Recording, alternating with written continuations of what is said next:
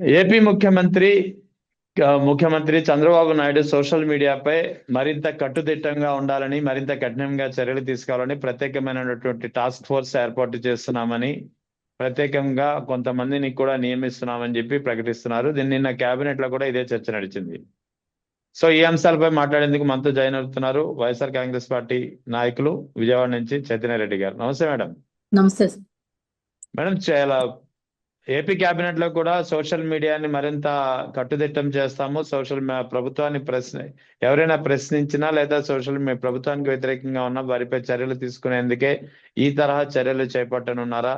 మొత్తానికి social media విషయంలో మరింత టాస్క్ ఫోర్స్ లాంటివి కూడా ఏర్పాటు చేస్తామని చెప్పి ప్రభుత్వం చెబుతోంది. ఎలా తీసుకోవాలి నిర్ణయాల్ని? సార్, ఇప్పుడు చంద్రబాబు నాయుడు గారు బహుశా మంచి నిర్ణయమే తీసుకుని ఉండొచ్చు. ఎందుకంటే సోషల్ మీడియా పరంగా చాలా మంది చాలా ఇబ్బందికరమైన పోస్టులు పెడతా ఉన్నారు, వక్రీకరించి పెడతా ఉన్నారు. మరి అయితే చంద్రబాబు నాయుడు గారు ఒక ముఖ్యమంత్రిగా ఎవరికైనా సరే ఒకే రకమైనటువంటి న్యాయం జరిగే విధంగా పెట్టాలి ఇవన్నీ కూడా. ఈరోజు వైఎస్ఆర్సీపీ పార్టీలో ఉన్నటువంటి సోషల్ మీడియా వారియర్స్ కానివ్వండి, లేకపోతే వైఎస్ఆర్సీపీ నాయకులు కానివ్వండి, న్యూట్రల్ పర్సన్స్ కానీ ఎవరైనా సరే ప్రభుత్వం చేయలేకపోతున్నటువంటి పనుల గురించి ప్రశ్నిస్తూ ఉంటే వాళ్ళ మీద కేసులు పడతా ఉన్నారు.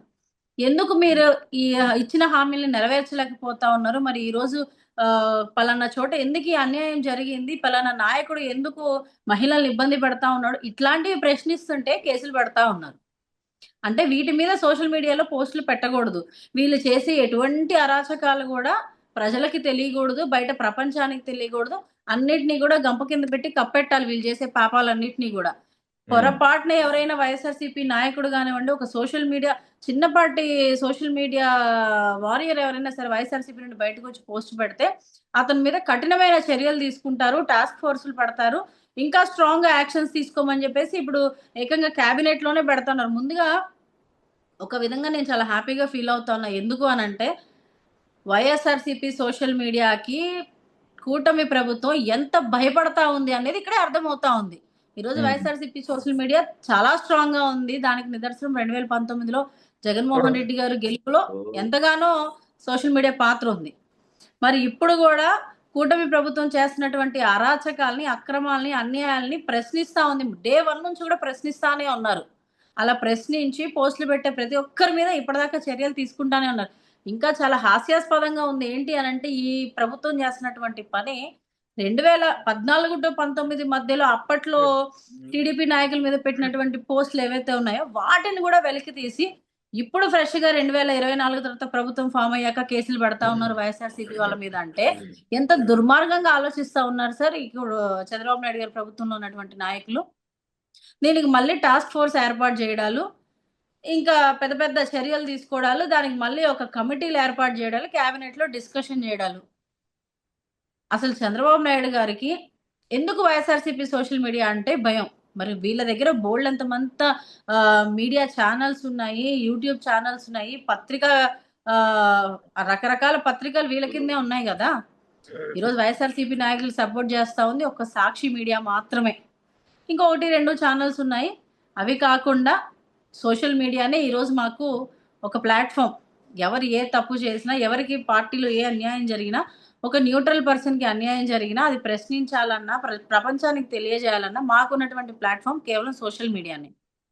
అటువంటి దాంట్లో ఈరోజు మేము ప్రశ్నిస్తా ఉంటే మీరు చెయ్యలేకపోతున్నారు, మీకు చేత కావట్లేదు, మీరు చేతగాని ప్రభుత్వమా అని మేము ప్రశ్నిస్తా ఉంటే, అలాంటి మా పైన మీరు కేసులు పెట్టాలి అనుకుంటా ఉంటే ఇక దీన్ని ఏమంటారు మీరే చెప్పాలి. ఇంకా సోషల్ మీడియాని మరింత కట్టుదిట్టం చేయడం ద్వారా ప్రత్యేక టాస్క్ ఫోర్స్ వంటి చర్యలు తీసుకుంటే ఎఫెక్ట్ అయ్యేది వైఎస్ఆర్ కాంగ్రెస్ పార్టీనా లేకపోతే తెలుగుదేశం జనసేన వాళ్ళైనా అంటే ఏం చెప్తారు సార్? ఈరోజు వైఎస్ఆర్సీపీ పార్టీ వాళ్ళు ఎందుకు ఎఫెక్ట్ అవుతారు సార్? ఇప్పుడు ప్రజలకు కూడా ఆల్రెడీ 2 సంవత్సరాలు పూర్తయింది. వీళ్ళ పరిపాలన ఎంత దరిద్ర దారుణంగా ఉందనేది ఆంధ్ర రాష్ట్రంలో ప్రజలకు తెలుస్తుంది. వాళ్ళు కూడా బోల్డ్ అని ఇబ్బందులు పడతా ఉన్నారు. మరి వాటి గురించే కదా మేము పెడతా ఉంది. ఈరోజు ఊరికే తిన్న ధరకి ఏమి పవన్ కళ్యాణ్ గారి గురించో, చంద్రబాబు నాయుడు గారి గురించో, లేకపోతే ఆ పార్టీలో ఉండే పెద్దల గురించో ఎవరు కూడా వైఎస్ఆర్సీపీ నాయకులు ఉట్టి పుణ్యాన్ని మాట్లాడట్లా. మీరు ఏదైతే మమ్మల్ని ఇబ్బంది పెడతా ఉన్నారో వాటి గురించి మాత్రమే మాట్లాడుతా ఉన్నాం. ఎంతమందిని ఆపగలుగుతారు సార్? ఒకరినో, ఇద్దరినో, 10 మంది, 100 మంది, 1000 మందినైతే మీరు ఆపగలరు. ఉమ్, ఈరోజు దేశవ్యాప్తంగా, ప్రపంచవ్యాప్తంగా ప్రశ్నించే వాళ్ళు కోకొల్లలైపోయారు. ఈరోజు ఒక ఫేస్‌బుక్ ఆపొచ్చు, ఒక ట్విట్టర్ ఆపొచ్చు, లేకపోతే ఒక ఇన్‌స్టాగ్రామ్ ఆపొచ్చు. అలాంటి సోషల్ మీడియా ప్లాట్‌ఫార్మ్స్ బోలెడున్నాయి. ఎందులో నుంచైనా ప్రజలు మాట్లాడతారు. వైఎస్ఆర్‌సీపీ నాయకులు మాట్లాడతారు. మీరు కట్టుదిట్టం చేస్తా ఉంటే ప్రజలకు ఒకటే అర్థమవుతది. మీరు అన్యాయం చేస్తున్నారు కాబట్టి, దాన్ని కప్పిపుచ్చాలనుకుంటున్నారు కాబట్టే, ఈరోజు ఈ చర్యలు తీసుకోవాలి. సోషల్ మీడియాని కంట్రోల్ చేయాలి. సోషల్ మీడియా ద్వారా వచ్చేటువంటి వాళ్ళ మీద వచ్చేటువంటి ప్రశ్నల వర్షాల్ని కంట్రోల్ చేయాలని జెప్పేసి మీరు ట్రై చేస్తా ఉంటే, అక్కడే మీరు తప్పు చేశారు. మీరు ఒప్పుకోలేకపోతున్నారు. ప్రజలకు న్యాయం చేయలేకపోతున్నారన్న విషయం ప్రజలకు అర్థమవుతది. అల్టిమేట్‌గా నష్టపోయేది కూటమి ప్రభుత్వ నాయకులే తప్ప వైఎస్ఆర్‌సీపీ నాయకులేం నష్టపోరు సార్. రైట్. ఇక మొన్న వైఎస్ఆర్ జయంతి సందర్భంగా వైఎస్ జగన్ తండ్రి సమాధిని దర్శించి నివాళులు అర్పించారు, అందరికీ తెలిసిందే. దీనిపై కూడా చంద్రబాబు నాయుడు వ్యాఖ్యలు చేస్తున్నారు, కామెంట్లు చేస్తున్నారు.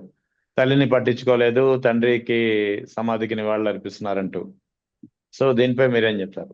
సార్ ఈరోజు నీతి వాక్యాలు వల్లించడం అంటారు చూసారా? చంద్రబాబు నాయుడు గారు చెప్పేది కూడా అలాగే ఉంటది. చంద్రబాబు నాయుడు గారు జగన్మోహన్ రెడ్డి గారు తండ్రిని పట్టించుకోలేదు, తల్లిని పట్టించుకోలేదు, చెల్లిని పట్టించుకోలేదని మాట్లాడుతా ఉన్నారు. అసలు తల్లికి ఎంత మర్యాద ఇస్తారు జగన్మోహన్ రెడ్డి గారు, చెల్లిని ఎంత ప్రేమగా చూసుకున్నారు. అక్కడ చెల్లి అంతటా చెల్లి పక్కకి వెళ్ళిపోయింది కానీ జగన్మోహన్ రెడ్డి గారు ఏ రోజు పంపించలా. తల్లి కూడా న్యూట్రల్ గా ఉన్నారు. ఇవాళ కూడా వాళ్ళ సత్సంబంధాలు బానే ఉన్నాయి. తండ్రికి ఇప్పటికీ కూడా ప్రతి కార్యక్రమాన్ని గుర్తు చేసుకుంటూ ముందుగా వైఎస్ రాజశేఖర రెడ్డి గారిని స్మరించుకున్న తర్వాతే జగన్మోహన్ రెడ్డి గారు ఏ కార్యక్రమం అయినా చేస్తారు. మరి ఈరోజు నారా చంద్రబాబు నాయుడు గారు ఏం చేస్తున్నారు సార్? నారా చంద్రబాబు నాయుడు గారు మరి తండ్రి చనిపోయినప్పుడు కనీస కార్యక్రమం అయినా చేశారా? ఆయన ఏమైనా అసలు ఇప్పటి వరకు నారా చంద్రబాబు నాయుడు గారి తల్లిదండ్రుల గురించి గానివ్వండి, లేకపోతే వాళ్ళు చనిపోయిన తర్వాత వారికి ఒక చిన్న కార్యక్రమం గానివ్వండి, ఎప్పుడు కూడా చంద్రబాబు నాయుడు గారు చేయలేదు అనేది మనం బోలెడు సార్లు విన్నాం సోషల్ మీడియాలోనే. మరి అటువంటి వ్యక్తి ఈరోజు జగన్మోహన్ రెడ్డి గారిని విమర్శిస్తా ఉంటే మనం ఏమనుకోవాలి? ఏ కార్యక్రమం చేసినా జగన్మోహన్ రెడ్డి గారు ఏ ఒక్క పని మొదలుపెట్టినా ఆయన ముందు తలుచుకునేది వైఎస్ రాజశేఖర రెడ్డి గారిని. ఆయన ఆశీర్వాదం తీసుకున్న తర్వాతే ముందుకెళ్తారు. కన్న తల్లి ఆశీర్వాదం తీసుకున్న తర్వాతే జగన్మోహన్ రెడ్డి గారు ముందుకెళ్తారు. తల్లిదండ్రుల్ని ప్రేమించాలన్నా, తోబుట్టువుల్ని చూసుకోవాలన్నా, ఈరోజు రాష్ట్రంలో ఉన్నటువంటి ప్రతి మహిళని తన సొంత అక్క చెల్లెమ్మగా చూసుకోవాలన్నా అదొక జగన్మోహన్ రెడ్డి గారికే సాధ్యమవుతది సార్. దాని గురించి ప్రత్యేకంగా ఈరోజు చంద్రబాబు నాయుడు గారు విమర్శిస్తా ఉంటే నిజంగా నవ్వుకోవడమే తప్ప అంతకు మించి చేయగలిగింది ఏం లేదు. ఎందుకనంటే ఇంత పిచ్చితనంగా ఎలా మాట్లాడుతా ఉన్నారు ఒక ముఖ్యమంత్రి హోదాలో ఉండి అని చెప్పేసి అనుకోవాలి ఈరోజు. తర్వాత ఎస్ఐఆర్ ప్రక్రియ అమలు జరుగుతోంది. జూలై 15వ తేదీతో గడువు కూడా ముగియబోతుంది. సో ఈ క్రమంలో ఆ ఎస్ఐఆర్ ప్రక్రియ జరుగుతున్నటువంటి తీరుపై పెద్ద ఎత్తున ఆరోపణలు వస్తున్నాయి. ముఖ్యంగా ఎలక్షన్ కమిషన్లకు సంబంధించి ఎలక్షన్ కమిషన్ వ్యవస్థ చేతిలో ఉండాల్సినటువంటి ఫామ్స్ అన్ని టీడీపీ కార్యకర్తల చేతిలో కనిపిస్తున్నాయి. ముఖ్యంగా బిఎల్ఓల పర్యవేక్షణలో జరగాల్సిన అన్ని టీడీపీ బిఎల్ఏల పర్యవేక్షణలో జరుగుతున్నాయనే ఆరోపణలు వస్తున్నాయి. మరి వైఎస్ఆర్ కాంగ్రెస్ పార్టీ ఎలా అబ్జర్వ్ చేస్తుంది, ఎలా పరిగణిస్తుంది, వీటిని ఎలా చెక్ పెడతా ప్రయత్నాలు చేస్తుంది? అసలు ఏం జరుగుతుంది ఎస్ఐఆర్ ప్రక్రియ విషయంలో? ఎస్ఐఆర్ ప్రాసెస్ అయితే బాగానే జరుగుతుంది సార్. మీరు చెప్పినట్లుగానే కొన్ని చోట్ల ఎక్కడైతే కాస్త మనం సైలెంట్ అయ్యాము అనిపిస్తే అక్కడ మాత్రం టీడీపీలో కానీ కూటమి ప్రభుత్వంలో ఉండేటువంటి బిఎల్ఓలతో కలిసి ఫామ్స్ అన్ని వాళ్ళే తీసుకుంటున్నారు. వాళ్ళు అసలు డోర్ టు డోర్ వెరిఫికేషన్ పూర్తిగా వెళ్ళట్లా. ఒక చోట కూర్చొని క్యాంపెయినింగ్ అని చెప్పేసి అక్కడే కూర్చొని పబ్లిక్ అక్కడనే పిలిపించుకొని వాళ్ళు వచ్చినా రాకపోయినా అసలు వాళ్ళు ఉన్నారో లేరో కూడా తెలియకుండా పూర్తి స్థాయిలో కొన్ని డిజిటలైజ్ చేసేస్తున్నారు. అసలు ఇవి ఆన్లైన్ లో ఎక్కుతున్నాయా లేదా కూడా ఎవరికి తెలియట్లా. అయితే చాలా వరకు మన ఏదైతే వైఎస్ఆర్సీపీ బిఎల్ఏస్ ఉన్నారో వాళ్ళందరినీ కూడా చాలా స్ట్రాంగ్ గా ప్రిపేర్ చేసి ప్రతి బిఎల్ఓ తోటి ఒక టీడీపీ బిఎల్ఏనే కాకుండా వైసీపీ బిఎల్ఏ కూడా ఖచ్చితంగా ఉండే విధంగా ఈరోజు మాకు పైనుంచి ఆదేశాలు వచ్చినాయి. ప్రతి బూత్ లో కూడా టీడీపీ బిఎల్ఏతో పాటు వైసీపీ బిఎల్ఏ కూడా వెళ్తా ఉన్నారు. ఎక్కడ కూడా కాంప్రమైజ్ అవ్వకుండా ప్రతి వ్యక్తిని కూడా చూసిన తర్వాతే, వాళ్ళతో మాట్లాడిన తర్వాతే ఓటర్ వెరిఫికేషన్ అనేది జరగాలి. మళ్ళీ ప్రాసెస్‌లో కొత్తగా వాళ్ళ ఓటు నమోదు చేయాలి అనే దానికి చాలా గట్టిగా పట్టుకొని కూర్చున్నాం సార్. అదే విధంగా ఆల్‌మోస్ట్ అన్ని బూత్‌లో కూడా ఒక 70% వరకైతే అయిపోయింది. ఏవైతే షిఫ్టెడ్, డెత్ ఇవి ఉన్నాయో వాటిని మాత్రమే డిలీట్ చేస్తూ, మిగిలినవి మాత్రం జాగ్రత్తగా ఏ ఓటు పోకుండా అటు న్యూట్రల్‌గా సార్, అటు వైసీపీ ఓటు కానివ్వండి, టీడీపీ ఓటు కానివ్వండి, జనసేన ఏ ఓటైనా సరే ఒక ఇండివిడ్యువల్ ఓట్ హక్ అనేది పోకుండా జాగ్రత్తగా కాపాడమని మేము రిక్వెస్ట్ చేస్తా ఉన్నాం. వైసీపీ అయితే ఉంచండి, టీడీపీ అయితే తీసేయండి అని చెప్పేసి ఎక్కడ కూడా మాట్లాడట్లేదు. ఒకవేళ వాళ్ళు టీడీపీ నుంచి ఎవరైనా చెప్పినా సరే, అధికారంలో ఉన్నారు కాబట్టి డెఫినిట్‌గా అధికారులు వాళ్ళ కొద్దో గొప్పో వాళ్ళు చెప్పిన మాటే వింటున్నారు. అయినప్పటికీ కూడా ఎక్కడా కూడా ఆళ్ళ మాటలకి, వాళ్ళు చెప్పేటువంటి వాటికి, ప్రలోభాలకి లొంగకుండా న్యూట్రల్‌గా అందరి ఓట్లు గూడా పోకుండా ఆన్‌లైన్ చేయాలి అని జెప్పేసి మాత్రం మేము చాలా స్ట్రాంగ్‌గా పట్టుకున్నాము. ఆ విధంగానే ఈరోజు వెస్ట్ కాన్స్టిట్యుయెన్సీలో కూడా ప్రక్రియ చాలా బాగా జరుగుతుంది సార్, వెల్లంపల్లి గారి ఆదేశాల మేరకు. అన్ని విధాలుగా గూడా రేపు 14వ తారీఖు ఇంకో 2 డేసే ఉంది గాబట్టి, ఎక్కడెక్కడ ఉన్న ఓటర్స్ అందరికీ గూడా ఫోను కాల్స్ ద్వారా పిలిపించడం ఇవన్నీ గూడా చేస్తా ఉన్నాం.